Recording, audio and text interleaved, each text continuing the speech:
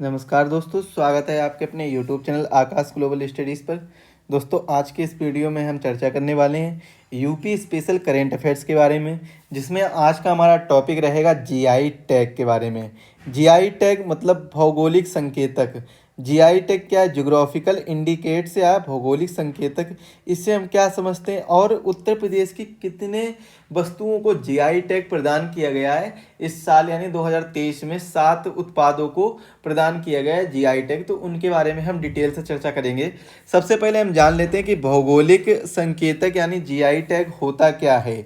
GI tags का जो अगर इंट्रोडक्शन की बात की जाए तो जीआई टैग एक ऐसा नाम या चिन्ह है। क्या बताया गया कि जीआई टैग एक ऐसा नाम या चिन्ह है जिसका उपयोग उन कुछ उत्पादों पर किया जाता है जो किसी विशिष्ट भौगोलिक स्थान या मूल से संबंधित होते हैं। मतलब क्या है? किसी विशिष्ट भौगोलिक स्थान या फिर किसी भी मूल से संबंधित, मतलब मूल स्थान से संबंधित होते हैं। उदाहरण के लिए आपने सुना होगा दार्जिलिंग में चाय फेमस है, तो दार्जिलिंग की चाय। कांचीपुरम की सिल्क, सिल्क होता है जो कहाँ का फेमस है? कांचीपुरम का। तो जीआई टैग कांचीपुरम का सिल्क को जीआई टैग मिला है। इस तरीके से बिहार के कई मखानों को जीआई टैग प्रदान किया गया। तो इस प्रकार से जहाँ पर मूल स्थान में या कोई भी ऐसा भौगोलिक स्थान जहाँ पर उन उत्पादों को उत्पादन किया जाता है, बहुत विशिष्ट उत्पादन किया जा सकता है, तो उसे ही हम क्या कहते हैं? उसी को जीआई टैग प्रोवाइड कराया जाता है, जीआई टैग दिया जाता है। जीआई टैग यह सुनिश्चित करता है कि केवल अधिकृत उपयोगकर्ताओं या भौगोलिक क्षेत्र में रहने वाले लोगों को ही लोकप्रिय उत्पाद के नाम के उपयोग करने की अनुमति है। यह उत्पाद दूसरों द्वारा नकल या अनुकरण किए जाने से भी बचाता है।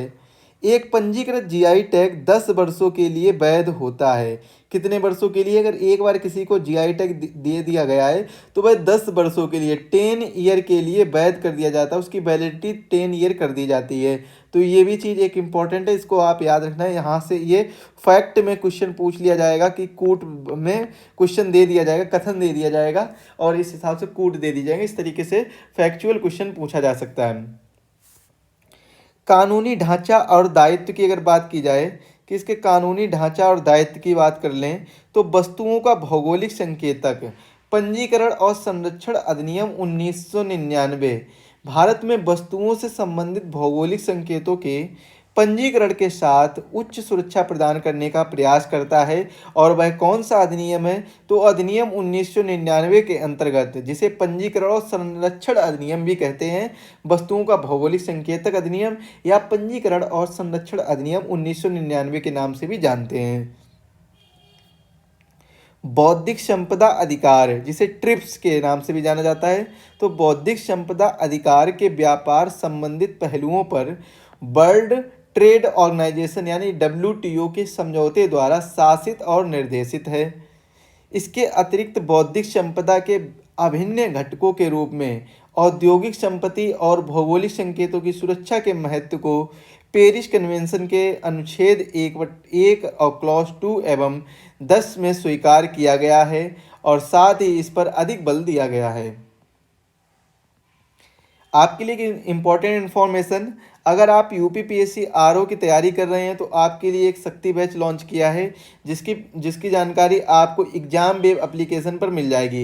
एग्जाम वेब एप्लीकेशन की लिंक आपको डिस्क्रिप्शन बॉक्स में दी गई है, वहां से डाउनलोड करिए और इस बैच को जल्दी से जल्दी परचेज करिए। मात्र 149 रुपये में बैच है, वैसे तो 199 में, लेकिन आपको ऑफर मिल जाएगा, 50 रुपये का कूपन मिल जाएगा और इसी कूपन के साथ में यह बैच 149 रुपये का आपको प्रोवाइड करा दिया जाएगा।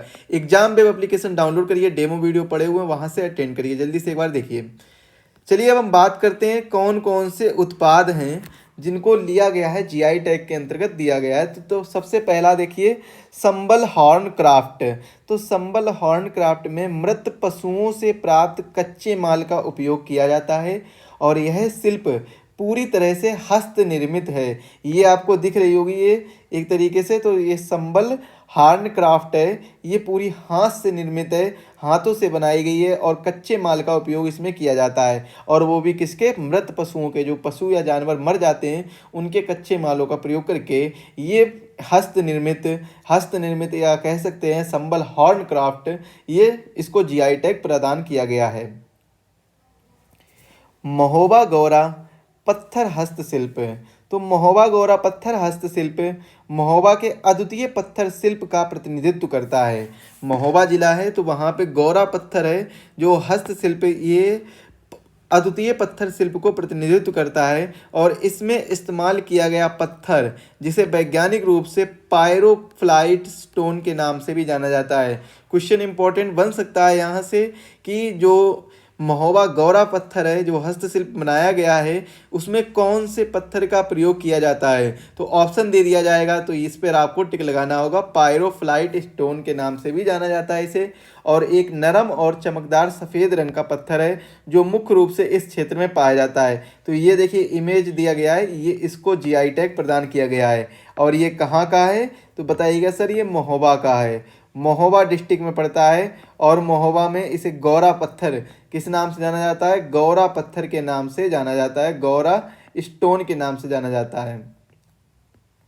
बाकी अगर आप यूपी जीके का कोर्स लेना चाहते हैं तो मात्र 49 रुपये में आपको यूपी जीके का कोर्स अवेलेबल है। एग्जाम वेब एप्लीकेशन डाउनलोड करिए, लिंक डिस्क्रिप्शन बॉक्स में दी गई है। इसकी पीडीएफ, अन्य सभी पीडीएफ के लिए भी आप एग्जाम वेब एप्लीकेशन को डाउनलोड करिए, वहाँ से इसकी पीडीएफ प्राप्त कर सकते हैं। अगला देखिए कौन सा है, मैनपुरी तारकशी। मैनपुरी तारकशी एक लोकप्रिय कला है, इसमें लकड़ी पर पीतल का तार जड़ा जाता है।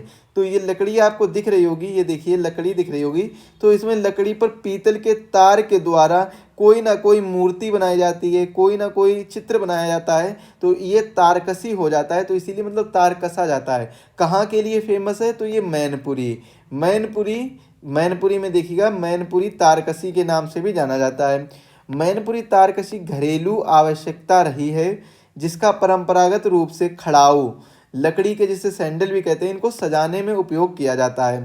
पहले इनको लकड़ी के जो सैंडल आते थे, खड़ाऊ आते थे, आपने देखा होगा कि आपके आसपास के क्षेत्र में कोई ऋषि मुनि होते हैं जो वो कुछ लोग खड़ाऊ पहनते हैं, तो उनके लिए ये प्रयोग किया जाता है लकड़ी के सैंडल। तो उनकी लकड़ी के सैंडल में तारकशी की जाती थी, कुछ ना कुछ चित्र या दृश्य बनाए जाते थे। तो उसी प्रकार से अब इन लोगों ने क्या कर दिया है, अब लकड़ी पर ही कहीं ना कहीं मूर्तियाँ, जैसे ये आपको दिख रही होगी, ये भगवान जी की मूर्ति दिख रही हो, तो इस पर क्या बनाया, भगवान जी का चित्र बनाया गया है। किस प्रकार से बनाया गया है, तारों के द्वारा से, जो पीतल के तार हैं इनके तारों के माध्यम से ये लकड़ी पर कस कर चित्र बनाया गया है। स्वच्छता के संबंध में सांस्कृतिक विचारों के कारण चमड़े के विकल्प तलाशे गए हैं। अगला कौन सा है, अमरोहा ढोलक। तो अमरोहा ढोलक प्राकृतिक लकड़ी से बना एक वाद्य यंत्र है। इसके निर्माण के लिए आम, कटहल और सागौन की लकड़ी का सबसे उपयुक्त होता है, सबसे ज़्यादा उपयुक्त होता है। इसे मढ़ने के लिए पशुओं की खाल, आमतौर पर बकरी की खाल का प्रयोग किया जाता है। ये तो पता ही होगा आपको, सिंपल सी बात है कि जो ढोलक होती है इसको मढ़ने के लिए किसका प्रयोग किया जाता है, बकरे या बकरी की खाल का प्रयोग किया जाता है। बागपत होम फर्निशिंग घरेलू साज सज्जा।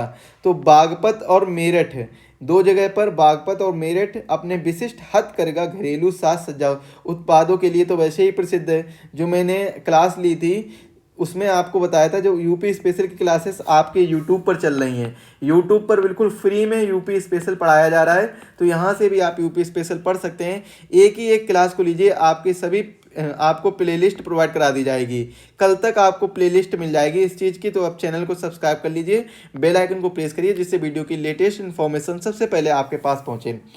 बागपत और मेरठ में अपने विशिष्ट हथकरघा घरेलू साज सज्जा उत्पादों के लिए सुप्रसिद्ध है। बुनाई प्रक्रिया में सूती धागे का उपयोग किया जाता है। यह कार्य मुख्य रूप से करघे का प्रयोग किया जाता है।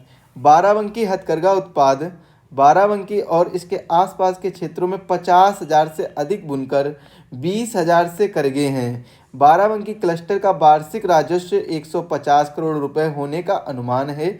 हथकरघा उत्पाद से ही मात्र 150 करोड़ रुपए जो वार्षिक राजस्व है, स्टेट रेवेन्यू है, वो इसका स्टेट रेवेन्यू कह सकते थे, या फिर कह सकते हैं स्टेट से रेवेन्यू होता है, या फिर आप जो कैपिटल रेवेन्यू कह सकते हैं इसको।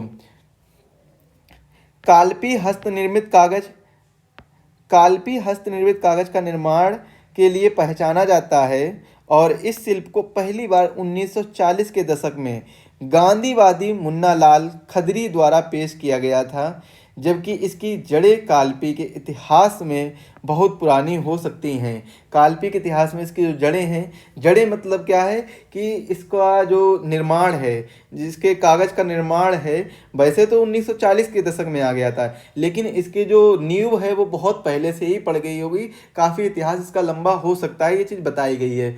तो ये डिटेल थी किसके लिए, जीआई टैग के लिए।